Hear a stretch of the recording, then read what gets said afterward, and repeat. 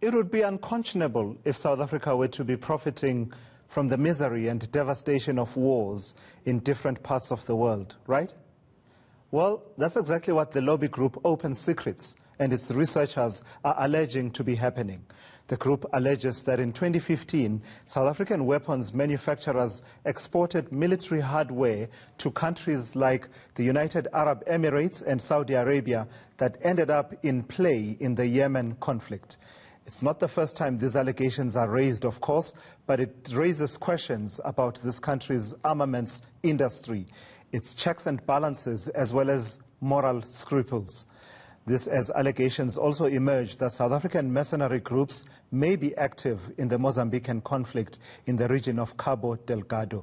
In a moment, I'll be speaking to Makhosonke Jele, who is the head of the Secretariat of the National Conventional Arms Control Committee. But before I do that, take a listen to Navi Pillay, the former UN High Commissioner for Human Rights, talking about what came out of that report by Open Secrets.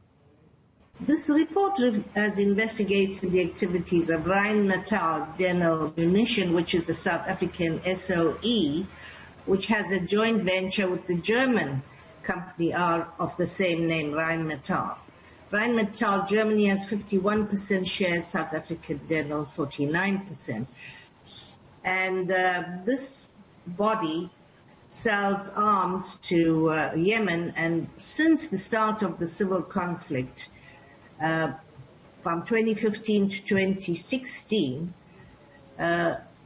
we have sold 7 billion arms to Yemen, not to Yemen, but to Saudi Arabia and UAE. And the question is, are we tracking whether these arms are being used against civilians? So let me take you then to the head of the Secretariat of the eNCA, Makhosonke Jele. Mr. Jele, good morning and thank you for joining me. And just for the sake of transparency, you and I had a lengthy conversation a few days ago offline about some of these issues at play, outlining issues to do with the control environment as well as the legislative framework within our country. But the long and short of it, a straight-up answer, Mr. Jele. South Africans watching this, knowing our history and how weapons manufactured elsewhere, hardware, military hardware, was instrumental in keeping apartheid going, and how we campaigned for sanctions to be imposed on South Africa, and we ought to have a certain moral conscience about these matters. What are South Africans watching what Open Secrets and people like Judge Navi Pillay are saying? What are they to make of those reports that weapons manufactured by Rheinmetall Denel are ending up in Yemen and in some instances being used against civilians? Thank you, Mr. Simelane, and I must confirm we actually had an offline discussion. I took you through to explain to you how the arms control framework in South Africa operates, and perhaps in keeping with what you actually had said in your prelude, the sanctions that were actually being called for against South Africa at the time, because of what they were doing during apartheid times, meant that when we actually had a dispensation of our democracy, we had to have a responsible transfer framework, and that is why the NCAC Act was actually promulgated. This was in line with international norms, treaties and conventions that South Africa is party to, which therefore then said, with the backdrop of our own constitutional values, we therefore had to have a framework that is judicious, that is taking care of what actually needs to be transferred very seriously. I therefore would say, what Judge Pillay, Navi Pillay said, and everybody else, while it actually is a concern, it must also be put in perspective. The NCACC is acting according to the NCAC Act, and they actually apply themselves very seriously. Us here at the Secretariat are also tasked with actually ensuring that that is the case. I therefore would not challenge, as it were, but request whether it is Open Secrets or anyone actually wants to make these allegations to at least be fair in how they actually make these allegations.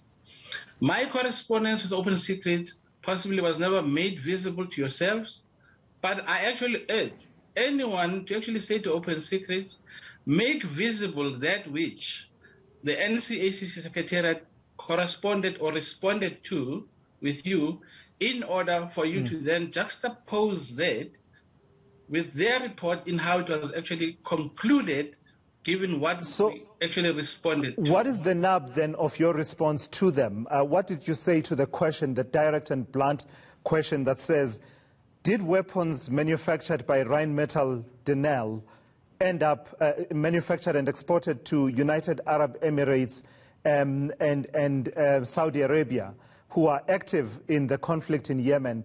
Did they end up being used in Yemen? Can you confirm that? No, unless it can be proven that that is the case. What I can confirm is the following.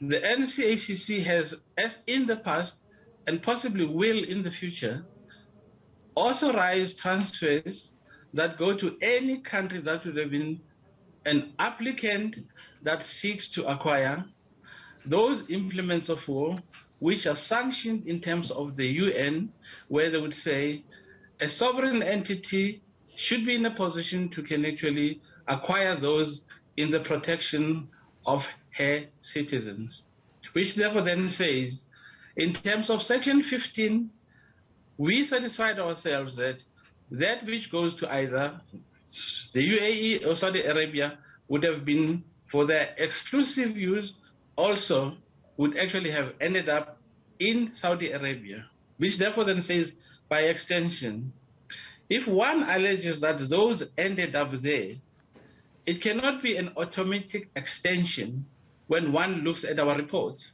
to say those actually ended up there.